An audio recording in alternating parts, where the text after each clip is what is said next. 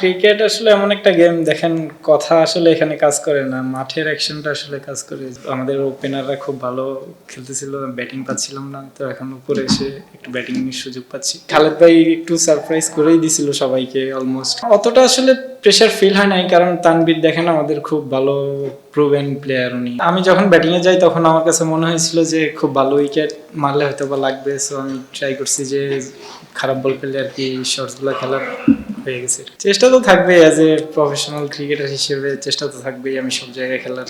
এখন বিপিএল হচ্ছে, বিপিএল এ চেষ্টা করতেছি যে ভালো করার। স্পেসিফিক তো কাজ করা হয় মাঝে মধ্যে, বাট ওই এনসিএল টি20তে খুব ভালো গেছে, ওই ফ্লোটা আমি চেষ্টা করেছি ধরে রাখার। খুব ভালো উইকেট ছিল, যদি ইনিংসটা আরো বড় হতো আমার কাছেও ভালো হতো, আমার টিমের জন্য আরো ভালো হতো। দেখা গেলো স্কোরে 200+ রানও হয়ে যাওয়ার পসিবিলিটি ছিল আমি যদি আরো ক্যারি করতে পারতাম। খালেদ ভাই একটু সারপ্রাইজ করেই দিছিল সবাইকে অলমোস্ট, কারণ খুব ভালো কয়েকটা আমাদের মেইন বোলার শরীফুল, তানভীর ওদেরকেই কয়েকটা ভালো ছয় মেরে দিয়েছিল, একটু তো সারপ্রাইজ সবাই হয়ে গেছিল।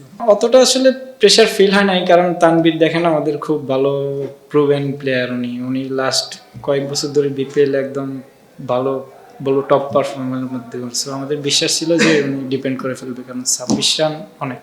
আমি লাস্ট এনসিএল টি20তে ভালো খেলছি, সো আমি বলবো যে আমার কনফিডেন্ট ছিলাম যে যেখানেই খেলি, যেই ম্যানেজমেন্টেই থাকুক, আমি ম্যাচ খেলবো, ভালো করার চেষ্টা করবো। দিনে খেলতে পেরে একটু সুবিধা হচ্ছে। লাস্ট কয়েক ম্যাচ 4-5-এ আমাকে প্ল্যান ছিল, তো আমাদের ওপেনাররা খুব ভালো খেলতেছিল, ব্যাটিং পাচ্ছিলাম না, তো এখন উপরে এসে একটু ব্যাটিং এর সুযোগ পাচ্ছি। ক্রিকেট আসলে এমন একটা গেম, দেখেন কথা আসলে এখানে কাজ করে না, মাঠের অ্যাকশনটা আসলে কাজ করে। যারা মাঠে ভালো পারফর্ম করে ওদেরকেই প্রায়োরিটি দিতে পারে। এবার আপনার প্লেয়ার নাম দিয়ে আসলে বলবো যে খেলা হয় না, যারা মাঠে 3 ঘন্টা ভালো পারফর্ম করে সব 3 ডিপার্টমেন্টে ওরাই আসলে ম্যাচ উইনার।